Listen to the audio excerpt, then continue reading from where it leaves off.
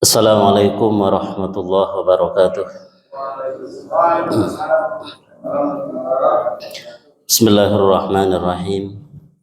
Alhamdulillahirabbil alamin. Nahmaduhu wa nasta'inuhu wa nastaghfiruh wa na'udzu billahi min syururi anfusina wa sayyiati a'malina. May yahdihillahu fala mudilla lahu wa may yudlilhu fala hadiya lahu. Asyhadu an la ilaha illallah wahdahu la syarika lahu وأشهد أن نبينا وحبيبنا محمدا عبده ورسوله اللهم صل وسلم وبارك عليه وعلى آله وأصحابه ومن اتبع هداهم إلى يوم الدين أما بعد. Hadirin hadirat, bapak-bapak, ibu-ibu yang dimuliakan oleh Allah Subhanahu wa taala. Pertama-tama marilah kita panjatkan puji-puji syukur kehadirat Allah Subhanahu wa taala atas segala banyak kesempatan yang diberikan oleh Allah Subhanahu wa taala, banyak kenikmatan yang Dia berikan yang kita nikmati setiap saat. Ini memerlukan untuk kita selalu bersyukur kepada Allah Subhanahu wa taala. Terutama pada saat ini kita diberikan kesempatan oleh Allah Subhanahu wa taala untuk melaksanakan tadi kewajiban sholat subuh. Alhamdulillah ya. Semoga apa yang kita laksanakan diterima oleh Allah Subhanahu wa taala. Juga dilanjutkan dengan jihad. Masya Allah, ini namanya juga ya kena sebenarnya namanya jihad. Ini kreatif sekali yang berikan nama. Jadi kita termasuk orang-orang mujahidin ya. Jihad tahu yang ngaji subuh ya, artinya ngaji subuh. Sehingga memang mungkin ngaji di subuh, ahad subuh ini juga perlu pengorbanan dari kita ya, perlu pengorbanan. Jadi seakan-akan jihad juga itu perlu pengorbanan, walaupun pada hakikat maknanya jihad itu adalah berjihad, yaitu berperang melawan melawan musuh ya, istilah-istilah yang dulu masyhur ketika masih dalam masa-masa peperangan ya. Jadi berjihad fi sabilillah itu berperang melawan musuh, pada hakikat artinya demikian. Jadi sehingga berperang ya banyak yang harus dikorbankan. Jadi begitu juga kita mungkin dari arti itu jihad di ahad subuh ini itu sebenarnya juga harus banyak pengorbanan ya. Jadi pengorbanan apa? Melawan kemalasan tentunya. Berkorban untuk melawan hawa nafsu. Dimana hawa nafsu itu selalu mengajak kita kepada yang enak-enak. Itu hawa nafsu. Biasanya kita diajak kepada yang enak-enak. Enak mau tidur terus sehingga tidak sholat subuh umpama. Enak mau, dan banyak ya. Pokoknya yang enak-enak saja. Jadi kita harus dilawan, dan juga kita diberikan kemampuan oleh Allah Subhanahu wa taala bahwa perlawanan itu menang terhadap melawan hawa nafsu itu sebenarnya juga atas pertolongan dari Allah Subhanahu wa taala, taufik dan hidayah darinya. Ini juga kita harus selalu ingat ya. Kita diberikan kemauan itu atas pertolongan dari Allah, atas hidayah dari Allah, sehingga kita bergembira. Kita merasa senang, berarti kita itu dikehendaki agar kita mendapat kebaikan dari Allah Subhanahu wa taala, karena kita diberikan kemauan untuk melaksanakan kewajiban, bahkan untuk mengaji bersama walaupun hanya sebentar ya, sebentar, terutama di sini pada akhir zaman ini sebenarnya ya, banyak fitnah ada di mana-mana. Fitnah sampai ke rumah-rumah kita, terutama sekarang umpama udah hampir tahun 2024. Nah, ini banyak sekali, maka kita perlu berkumpul dalam majelis taklim, dalam majelis kebaikan ini sangat perlu ya. Karena saking banyaknya informasi yang kita kadang-kadang bingung untuk membedakan apakah informasi itu benar atau tidak, baik berkaitan dengan agama maupun lainnya. Ini kadang-kadang kita bingung kita ketika melihat di informasi di internet begitu. Jadi hadirin bapak ibu sekalian, ini sangat penting sekali. Ini juga termasuk dari jihad kita. Bagaimana ini dipertahankan akidah kita, agama kita, karena kita ini akan menempuh kehidupan yang berikutnya. Pasti Allah Subhanahu wa taala sudah membuat skenario kehidupan demikian. Itu kita akan menghadapi jenjang kehidupan yang berikutnya yang tentu lebih seru, dan kehidupan berikutnya itu ditentukan dengan kehidupan yang kita alami sekarang ini, yang penuh dengan cobaan, butuh kesabaran, penuh dengan gangguan-gangguan. Jadi itulah di antara pentingnya kita mengaji bersama-sama dalam kebaikan dengan tujuan yang pertama tentu mendapat ridho dari Allah Subhanahu wa taala.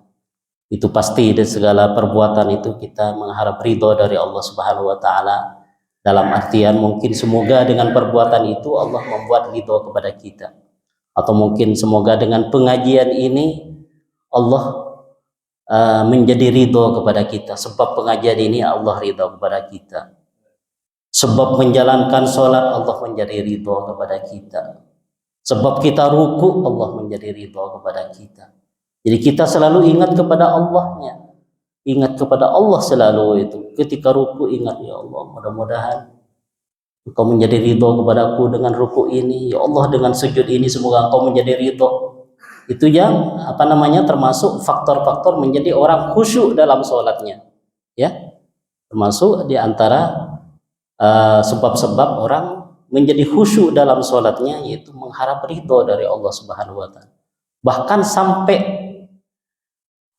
urusan dunia pun yang mungkin zahirnya kita mencari dunia, tapi kalau diniatkan untuk melaksanakan kewajiban kita, karena juga diwajibkan oleh Allah Subhanahu wa taala mencari nafkah, insya Allah itu tidak akan sia-sia di sisi Allah.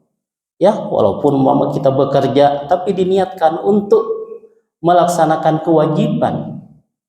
Karena oleh Allah Subhanahu wa taala yang diwajibkan bukan hanya masalah-masalah ritual ibadah saja, ya. Itu juga seperti mencari nafkah semacam itu juga kita sebagai umat Islam diwajibkan oleh Allah Subhanahu wa taala, dan banyak ayat-ayat yang menjelaskan seperti itu. Di antaranya fa idza qudiyatis shalatu fantashiru fil ardi wabtaghu min fadlillah. Fa idza qudiyatis shalah, apabila salat telah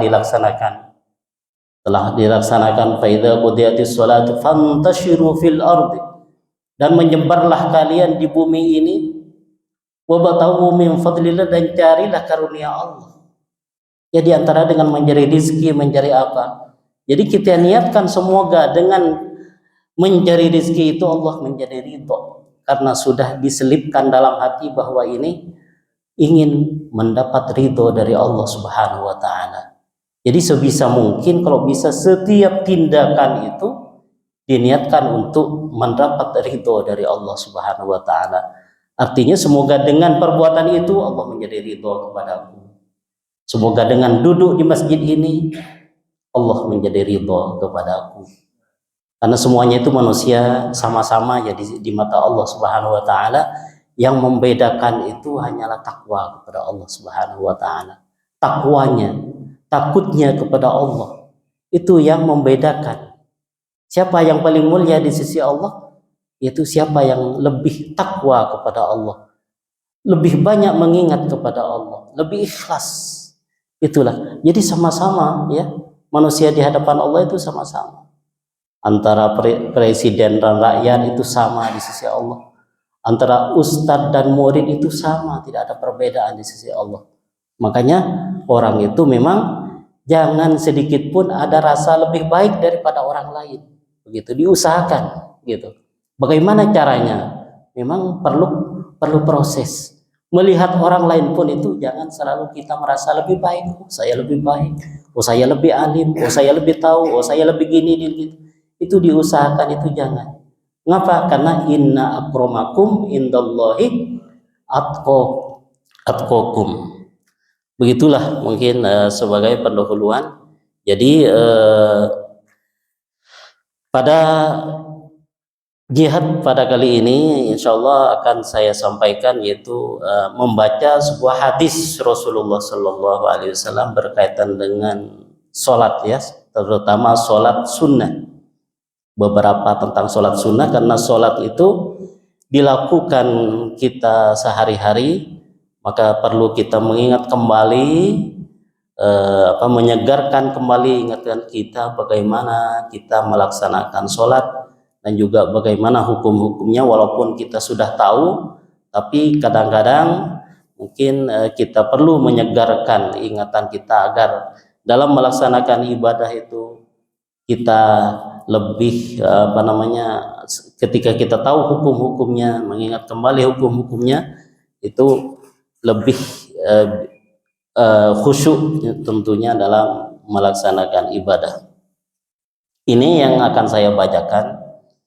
Itu hadis-hadis yang dirangkum atau yang ditulis dalam kitab Bulughul Maram, ya, yang ditulis oleh Syekh Ibnu Hajar namanya, ya.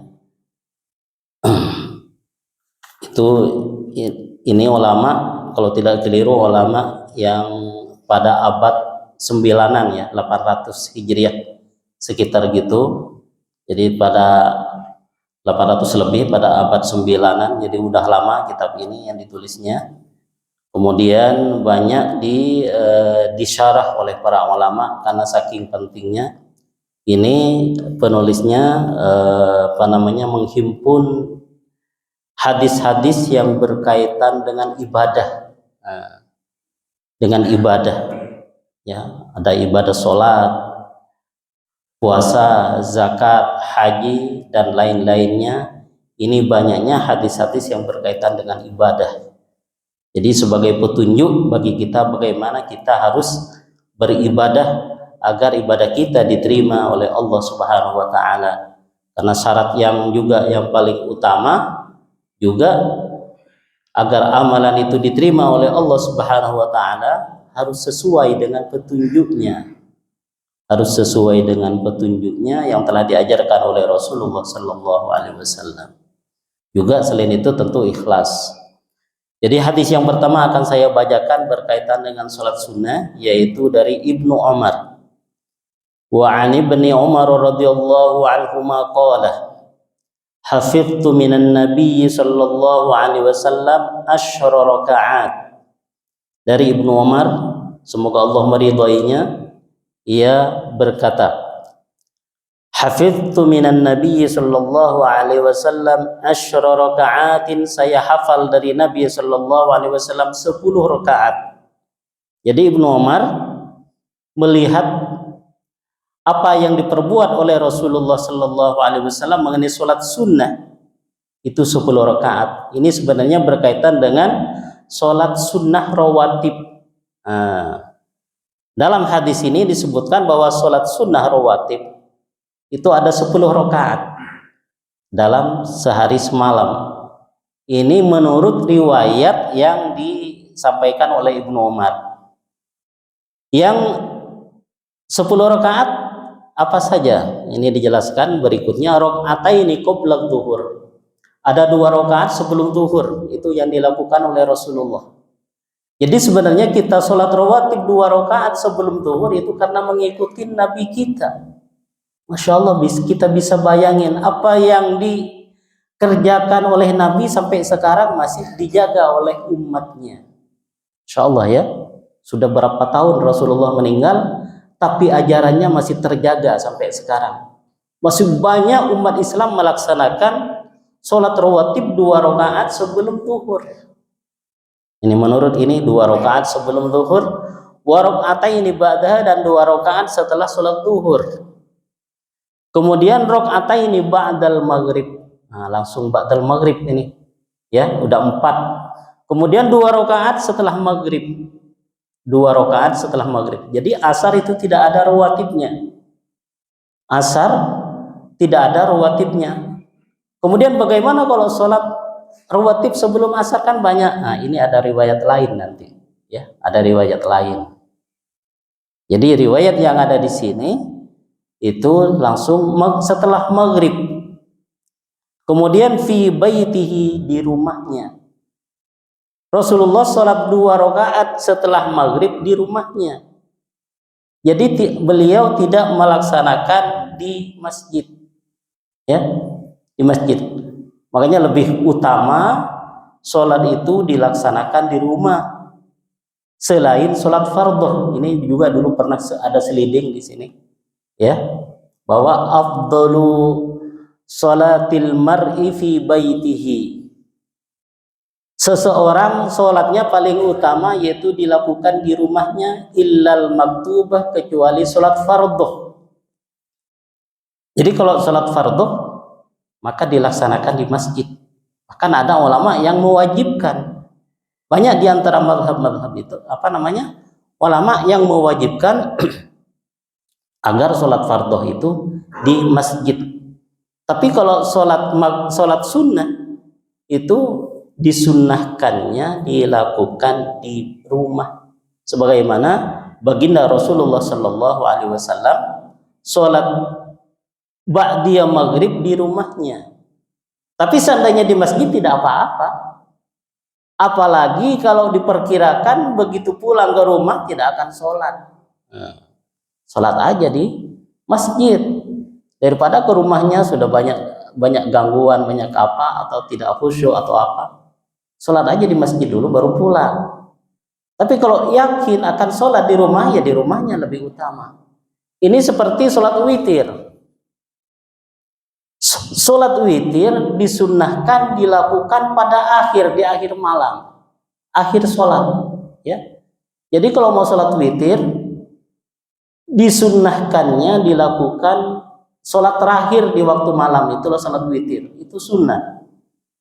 Tapi itu kalau merasa yakin nanti akan bangun. Tapi kalau tidak yakin, merasa capek atau bagaimana, maka sholat witir itu tidak apa dilakukan setelah sholat isya. Umpama setelah sholat rawatib isya itu baru sholat witir. Mengapa? Karena takut kalau nanti malam tidak bisa bangun untuk sholat tahajud. Maka disunnahkan sholat witir itu dilakukan setelah sholat isya, tentunya setelah sholat rawatib. Begitu juga di sini barangkali, ya, apabila diperkirakan tidak bisa sholat di rumahnya, maka sholat di sini, sholat di masjid saja. Kalau Rasulullah Shallallahu Alaihi Wasallam dulu setelah sholat maghrib itu sholat di rumahnya. Kemudian wa raka'ataini ba'dal isya, dan 2 rakaat setelah isya. Setelah isya juga fi baitihi, di rumahnya. Jadi kalau berkaitan dengan sunnat rawatib itu setelah isya. Berarti sebelum isya sholat apa? Nah, ini perlunya kita tahu. Jadi niatnya beda. Bukan qobliyah berarti sebelum isya. Jadi nyampe ke masjid sholat isya setelah adzan, mau sholat apa?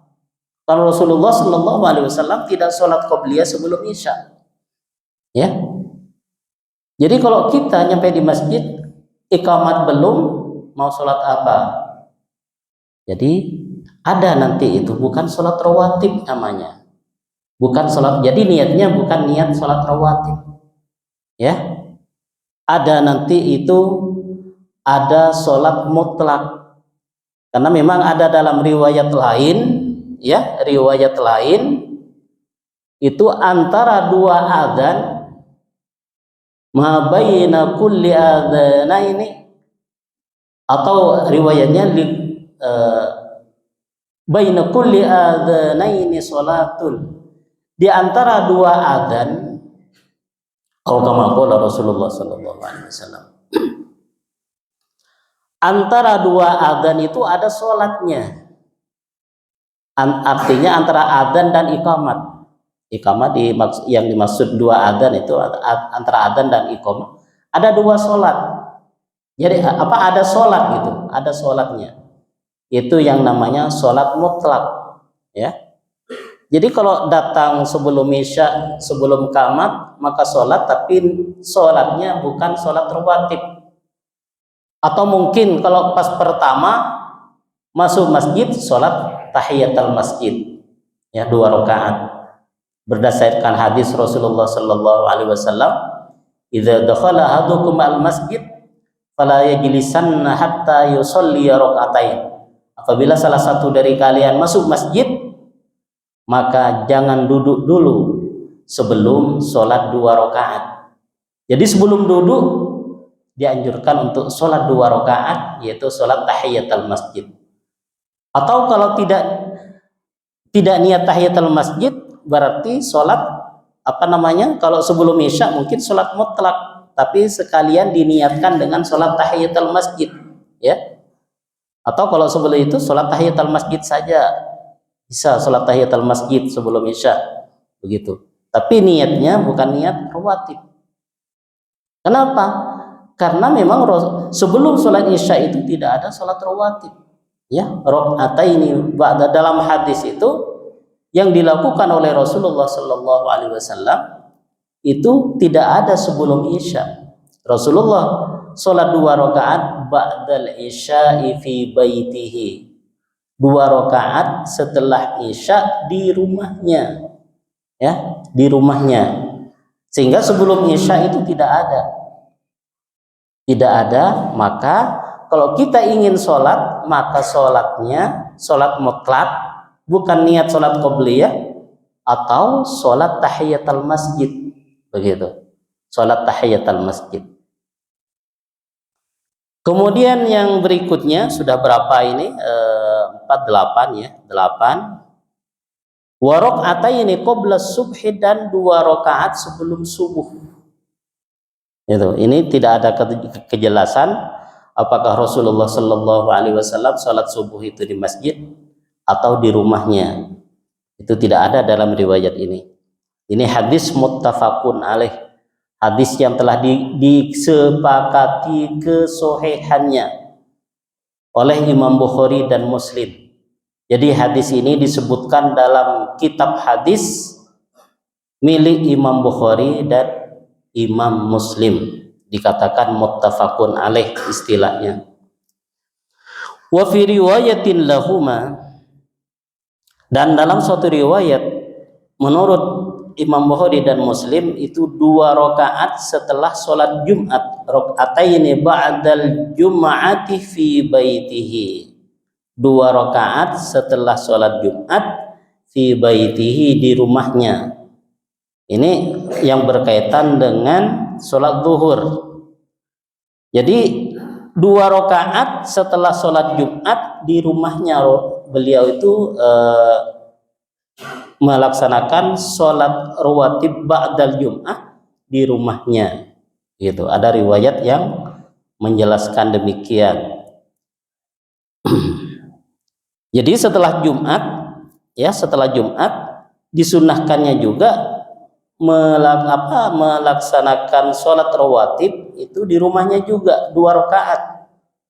Berarti ada ulama yang berpendapat di sini, ada riwayat lain juga yang menjelaskan bahwa 2 rakaat dilaksanakan di masjid, 2 rakaatnya dilaksanakan di rumah, ya, dilaksanakan di rumah. Itu setelah sholat Jumat. Kalau qobliyal Jum'ah bagaimana? Apakah ada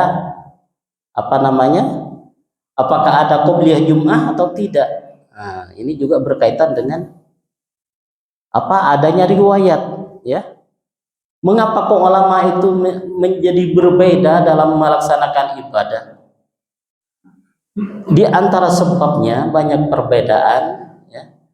Karena riwayat-riwayat yang ada itu memang kadang-kadang berbeda-beda. Kemudian kadang-kadang juga dipahamin berbeda-beda. Seperti contohnya sholat sebelum Jumat. Apakah ada qobliyah Jum'ah atau tidak? Ini juga terjadi perbedaan pendapat di kalangan ulama. sebelum Jum'ah. Ada yang mengatakan tidak ada qobliyah Jum'ah. Maksudnya bukan tidak boleh sholat, ya bukan. Bahkan dalam hadis lain banyak, lakukan sholat semampunya begitu. Ketika nyampe masjid lakukan, bukan hanya 2 rakaat. Cuman niatnya yang beda. Ini kalau tahu kita kan begitu. Jadi niatnya bukan niat qobliyah. Menurut riwayat lakukan sholat 2 rakaat begitu. Jam 2 rakaat salam sampai 6 sampai 8 begitu. Lakukan tidak apa-apa, tapi niatnya bukan niat qobliyah. Ada hadis yang menjelaskan demikian. Ya. Karena memang sebelum sholat Jum'ah itu ada riwayat yang mengatakan itu tidak ada qobliyah, tapi adanya ya sholat sunat mutlak namanya. Apa sholat sunat mutlak? Sholat sunnah yang tidak ada namanya. Jadi Allahu Akbar gitu aja, saya sholat lillahi ta'ala, begitu aja. Saya sholat sunat lillahi ta'ala, untuk mendekatkan diri kepada Allah subhanahu wa ta'ala. Begitu, tidak ada nama qobliyah, ba'diyah, sholat duha, sholat apa. Itu tidak ada kalau sholat mutlak. Ya, tidak ada namanya. Jadi hanya ingin sholat sunat, Allahu Akbar, niat dalam hati, baru kerjakan. Dan itu berapapun sholatnya sebelum Jum'ah dilakukan. Ya, berapapun. Ada hadisnya insya Allah nanti juga di dalam kitab ini juga ada. Itu. Tapi ada di pendapat lain yang mengatakan bahwa sebelum Jumat itu ada sholat qobliyah. Mengapa demikian? Mengapa kok ada yang mengatakan ada qobliyah? Karena juga ada riwayat. Ada riwayat, ada seorang sahabat itu datang ke masjid, kemudian ditanya oleh Rasulullah Sallallahu Alaihi Wasallam, apakah kamu sudah sholat di rumahnya? Begitu. Rasulullah sedang membaca khutbah, kemudian ditanya. Biasanya kalau ada orang masuk masjid itu disuruh sholat oleh Rasulullah Sallallahu Alaihi Wasallam, walaupun beliau sedang khutbah, kemudian disuruh sholat oleh beliau. Itu sholat tahiyatul masjid. Ya. Kemudian ada riwayat lain yang ada tambahan kata-kata fi baitihi, di rumahnya. Berarti kalau ada kata-kata di rumahnya itu menunjukkan bahwa sholat itu berarti sholat qobliyah, kata ulama. Jadi kalau ada kata-kata di rumahnya berarti itu bukan sholat tahiyatul masjid. Itu menunjukkan bahwa sholat itu adalah sholat qobliyah. Ada riwayat yang menyatakan demikian. Sehingga diambil kesimpulan oleh ulama fikih. Oleh ulama diambil kesimpulan bahwa sholat qobliyah itu ada. Makanya di sini terjadi perbedaan di antara ulama, di beberapa ulama mengenai sholat qobliyah Jum'ah. Ya. Jadi kita mau melaksanakan atau tidak ya tergantung kita. Gitu. Apa riwayat yang mana yang kita ambil? Kalau kita mau ngambil riwayat yang lebih kuat bagi saya, umpama riwayat yang tidak melaksanakan sholat qobliyah sebelum Jum'ah, ya laksanakan. Jadi sholat mutlak aja, itu tergantung niat. Sholat ada tapi niatnya berbeda, begitu. Ini saking saking takutnya sholat kita tidak diterima oleh Allah Subhanahu Wa Taala, gitu. Takut tidak sesuai dengan petunjuk Rasulullah. Rasulullah tidak mengajarkan sholat qobliyah, tapi kita melaksanakan sholat qobliyah. Itu kan para ulama takut menyalahi Rasulullah. Berarti apa yang tidak dilakukan oleh Rasulullah itu kan tidak dianjurkan mengenai sholat qobliyah, dan itu kan takut menyalahi ulama dalam hal ini sangat hati-hati dalam masalah ibadah kepada Allah. Takut ajaran mereka itu menyalahi dari apa yang telah diajarkan oleh Rasulullah Sallallahu Alaihi Wasallam. Sampai begitunya, padahal cuma masalah qobliyah dan ba'diyah. Jadi dari ulama sejak dulu itu takut, ya takut. Tapi alhamdulillah sampai sekarang itu ajaran beliau itu sampai nyampe kepada kita yang telah lebih dari 1400 tahun, tapi ajarannya sampai mengenai ba'diyah saja, qobliyah saja sudah ada sampai kita bicarakan begitu. Kemudian dalam riwayat Muslim mengenai salat fajar, salat rakaataini qabla al-fajar. Kana idza tala'a al-fajr la yusalli illa rakaataini khafifatain. Dalam riwayat Muslim, Rasulullah Shallallahu Alaihi Wasallam apabila telah terbit fajar, masuk waktu subuh, la yusalli, beliau tidak sholat kecuali sholat 2 rakaat. Bahkan ada tambahan khafifatain yang ringan. Sholat 2 rakaatnya yang ringan itu yang dilaksanakan oleh Rasulullah. Jadi kalau kita ingin mengikuti petunjuk Rasulullah, ingin mengikuti cara ibadah Rasulullah, tidak usah lama-lama sholat 2 rakaatnya begitu. Tidak umpama sampai panjang-panjang itunya bacaannya, ya. Kalau Rasulullah itu pendek. Tapi bolehkah kita sholat panjang? Ya boleh, karena tidak ada larangan begitu kan.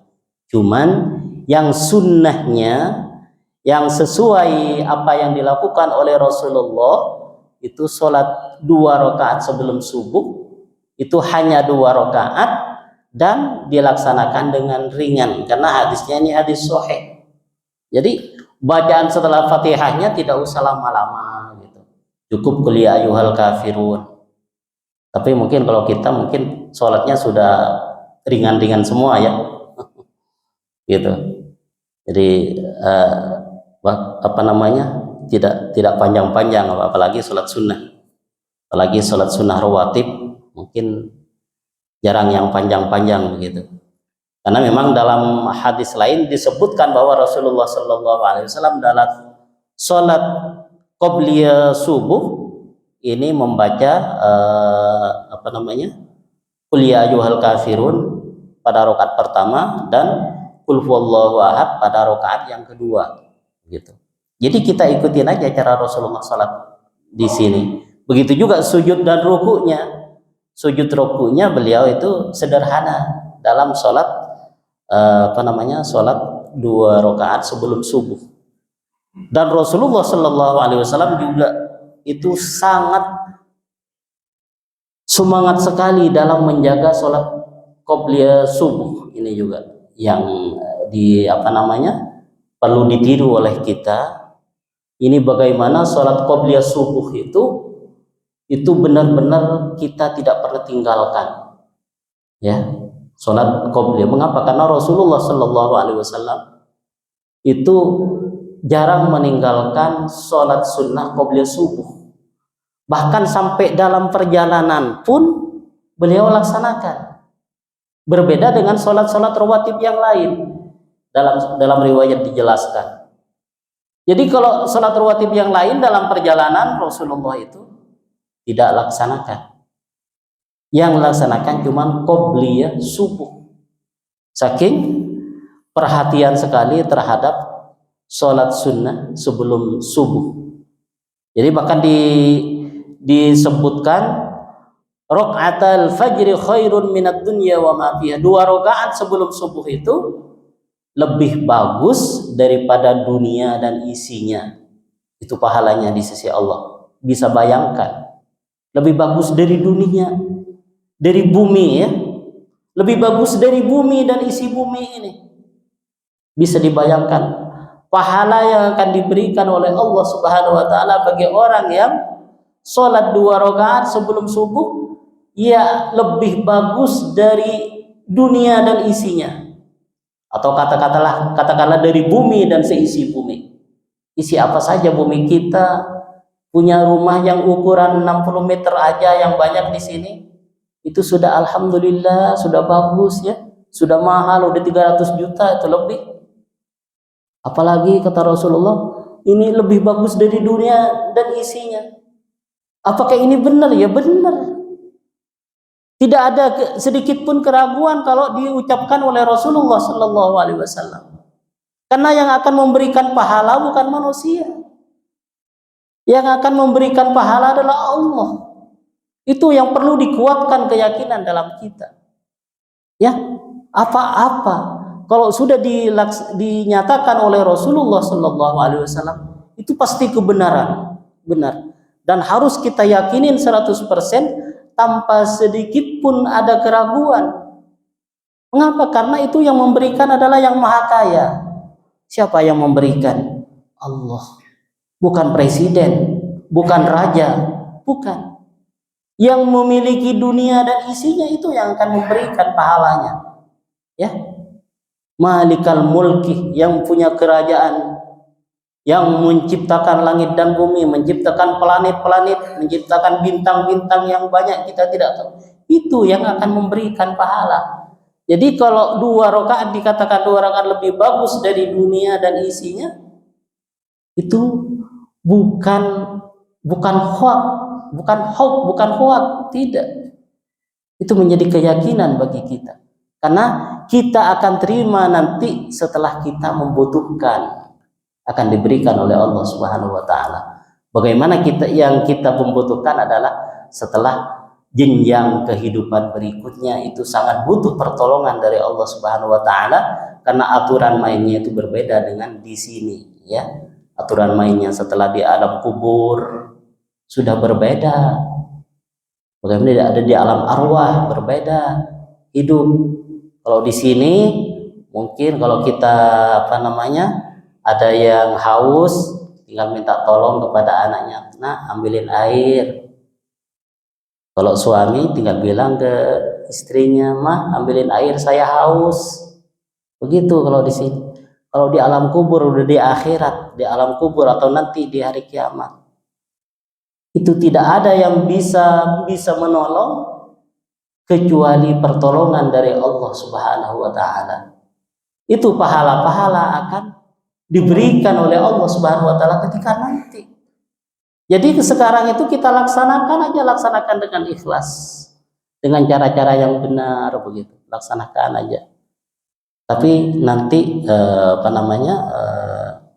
pembalasannya akan diberikan oleh Allah Subhanahu wa taala, dan tidak sedikit pun yang tidak diberikan oleh Allah. Allah tidak akan disia-siakan. Sekecil apapun kita perbuat amal kebaikan ketika hidup, maka tidak akan sia-sia di sisi Allah Subhanahu wa taala. Sampai di sini jam berapa? Udah ya? Ya. Ya, mungkin mengenai sholat sunat rawatib sebenarnya demikian. Memang ada riwayat lain yang menyatakan lebih dari 10, ada riwayat lain yang mengatakan 12, ya. 12 sholat rawatib itu. 12 rakaat sehari semalam. Mungkin ditambah sebelum zuhur itu 4 rakaat. Begitu. Zuhurnya sebelum zuhur itu rawatibnya itu 4 rakaat. Jadi 2 salam, nanti sholat lagi 2 salam, begitu. Ada juga rawatib yang lain yang dijelaskan di dalam sholat sunnah yang mengikuti sholat fardhu selain yang riwayat yang telah dibacakan tadi, gitu. Baik, mungkin demikian dari saya. Kurang lebihnya mungkin bisa kita bicarakan berikutnya mengenai sholat sunnah rawatib, ya. Semoga kita melaksanakan sholat sunnah seperti sholat sunnah rawatib ini menjadi lebih tahu cara-caranya, hukum-hukumnya, kapan kita harus sholat sunat rawatib, kapan kita tidak niat sholat rawatib, karena sebenarnya ada sholatnya kadang-kadang tapi niatnya yang berbeda, begitu. Wa akhiru da'wana alhamdulillah rabbil alamin. Kurang lebihnya mohon maaf. Assalamualaikum warahmatullahi wabarakatuh. Waalaikumsalam.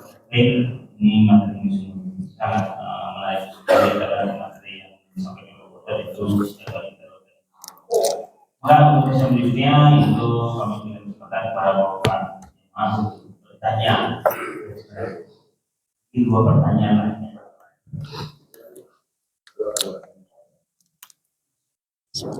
Bismillahirrahmanirrahim. Assalamualaikum warahmatullahi Waalaikumsalam. perihal sholat rawatib 4 atau 2 rakaat sebelum zuhur.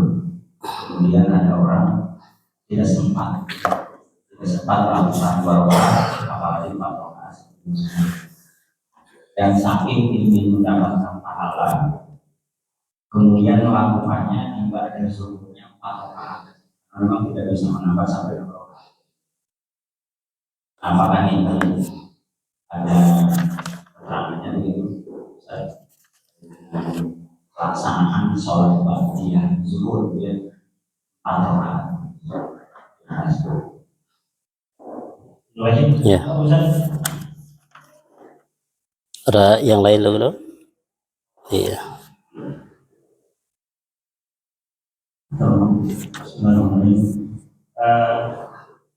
Pernah mendengar saking pentingnya bahwa pembelian subuh itu sebelum fajar, sholat fajar sunnah fajar itu sebelum tadi disebutkan hanya kemudian bahwa Rasulullah ketika tidak sempat karena waktunya tidak sempat untuk melaksanakan qobliyahnya, maka kemudian karena sakit keringat tadi diganti setelahnya yang bisa berhadap. Nah, dilakukannya setelah subuh gitu ya. Jadi kotor. Nah itu seperti apa riwayatnya? Karena ketika yang menjelaskan itu tidak menyampaikan hadis atau dalilnya. Nah ini tanyakan kekuatan atau kesahihan seperti itu. Karena bahwa setelah subuh itu kan tidak ada sementara ketika dia misalkan seseorang karena tidak sempatnya qobliyah subuh tadi kemudian diganti setelahnya. Kemudian juga mengenai yang pernah saya baca dan berpikir juga para ustaz yang menjelaskan melaksanakan qobliyah atau ba'diyah zuhur yang 4 rakaat itu seperti ketika sholat tarawih atau sholat malam 4 rakaat yang kali salam, jadi 3 tanpa 2 kali sholat. Jadi 4 rakaat langsung tapi tanpa tasyahud awal. Seperti itu kebenaran riwayat ini seperti itu. Ada beberapa lagi sebetulnya, tapi kalau nanti waktunya. Assalamualaikum warahmatullahi wabarakatuh. Baiklah, terima kasih. Apabila tidak sempat sholat 2 rakaat sebelum zuhur, bisakah diganti setelah zuhur? Insya Allah bisa. Itu bisa ya, ada riwayatnya, cuma saya lupa riwayatnya. Itu pernah membaca bahwa kalau sholat qobliyah zuhur itu bisa dilaksanakan setelah zuhur. Begitu juga sholat subuh. Sholat subuh tidak sempat sholat qobliyah, itu bisa diganti setelah subuh. Jadi kalau sholat subuh biasanya kan sholat haram, melaksanakan sholat ba'diyah subuh. Jadi setelah subuh tidak boleh melaksanakan sholat sunnah, ya. Tapi berkaitan dengan sholat subuh, qobliyah subuh, ini dibolehkan dan juga ada riwayatnya ya. Ada riwayat yang menjelaskan bolehnya melaksanakan sholat sunnah qadha sebelum subuh gitu. Kemudian berkaitan dengan bisakah sholat itu dilaksanakan 4 rakaat sholat qobliyah umpama qobliyah zuhur 4 rakaat itu bisa, sebagaimana dikatakan para ulama, bisa dijadikan 1 salam. Jadi 4 sebelum zuhur bisa 1 salam. Namun yang lebih afdolnya dilakukan 2 rakaat begitu. Jadi 2 salam. Tiap 2 rakaat salam, kemudian 2 rakaat salam. Itu berkaitan dengan yang 4 rakaat seperti sebelum sholat asar juga. Sebelum sholat asar ini juga terjadi perbedaan pendapat di kalangan ulama, karena ada riwayat yang menyatakan rahimallahu imru'an shalla arba'an qabla al-asri. Semoga Allah merahmati orang yang sholat 4 rakaat sebelum asar. Nah, ini ada riwayat ini yang menyatakan dhaif. Itu artinya dhaif apa lemah? Maksudnya lemah apa? Maksudnya lemah bahwa itu perkataan Rasulullah. Jadi kalau dikatakan itu perkataan Rasulullah itu lemah, sehingga yang menyatakan lemah itu lebih berpendapat bahwa sholat sebelum asar itu tidak ada. Ada sebagian madhab ya yang tidak melaksanakan sholat sebelum asar. Mengapa? Karena memang sholat rawatib itu tidak ada yang kuat, hadis yang kuat dari Rasulullah tidak ada. Sedangkan sholat itu dinyatakan tidak kuat sanadnya. Ada sanadnya tidak kuat sehingga tidak dijadikan dasar, tidak melaksanakan. Tapi ada ulama yang tetap sholat. Itu termasuk hadis yang kuat, jadi tidak apa-apa. Cuman niatnya bukan rawatib begitu. Niatnya bukan rawatib. Atau seperti tadi yang termasuk sholat itu kuat sanadnya, hadisnya kuat, itu setiap di antara 2 adzan dan iqamah ada sholat, dianjurkan untuk sholat. Satu sholat yaitu 2 rakaat, baik sebelum maghrib atau sebelum asar atau sebelum isya begitu. Jadi niatnya sholat sunat mutlak, sholat yang tidak ada namanya. Jadi mungkin demikian. Jadi itu zuhur bisa diqodho ya, qobliyah zuhur bisa diqodho setelahnya, tapi niatnya bagaimana niat kan begitu. Kemudian juga sholat subuh bisa dilaksanakan setelah sholat subuh begitu. Baik, mungkin ya. Mungkin satu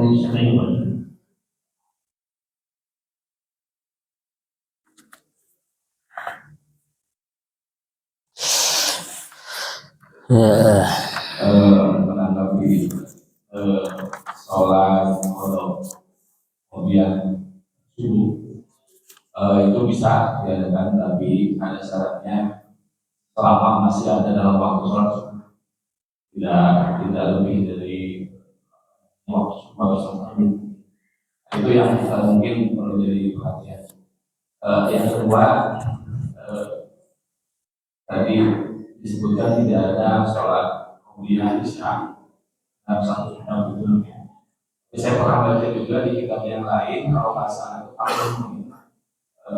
ulama itu memasukkan juga sholat sunnah itu dalam qobliyah isya dari hadis yang lainnya uli ada lain. Jadi para ulama itu memasukkan kepada qobliyah isya, bukan sunnah. Tapi dikatakan oleh Rasul bagi siapapun yang menginginkan maka mungkin ada perbedaan ulama di situ. Maka ditetapkan kenapa sholat sebelum isya itu maksudnya khairul makan, sholat sunnah yang tidak ditetapkan. Kenapa? Memang tidak ditekankan. Mungkin itu sedikit dari pandangan saja. Jelas mana yang mau diambil itu siapa, tapi setidaknya para ulama ada yang mengklasifikasikan hadis banyak ada yang dibawa sebagai salah satu isya, tapi yang khairul makan begitu. Ya, itu penambahan penjelasan dari kita. Mungkin itu saja, mungkin pertanyaannya udah cukup dua. Mungkin untuk sisanya itu berdoa. Insya Allah Ya. Ada tinggal berdoa. Ya, mungkin begitu pendapat tadi. Terima kasih mungkin atas jawaban-jawabannya. Mengenai kuliah adzanain, ada sebagian ulama memang itu dikatakan setiap ya, karena itu nakirah katanya. Mungkin barangkali juga dimasukkan kepada yang qobliyah isya ya. Sejadi insyaallah demikian. Tapi juga ulama yang mengatakan walaupun bukan sholat isya juga itu dimasukkan ke sebelum maghrib juga bisa begitu. Itu berdasarkan dengan keumuman dari hadis itu. Terima kasih. Bismillahirrahmanirrahim. Alhamdulillahirabbil alamin. Alhamdulillah hamdan yuwafi ni'amahu wa yukafi mazidah. Rabbana lakal hamdu kama yanbaghi li jalali wajhika wa 'azimi sultanik. Allahumma salli wa sallim wa barik ala nabiyyina wa syafi'ina wa habibina Muhammad wa ala alihi wa sahbihi. Allahumma ij'al jam'ana hadza jam'an marhuma wa tafarruqana min ba'di tafarruqan ma'suma.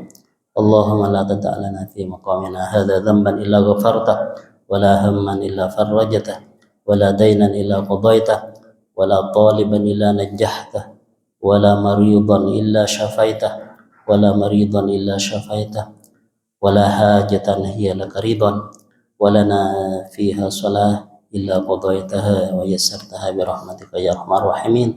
Rabbana hab lana min azwajina wa dhurriyyatina qurrata a'yun waj'alna lil muttaqina imama.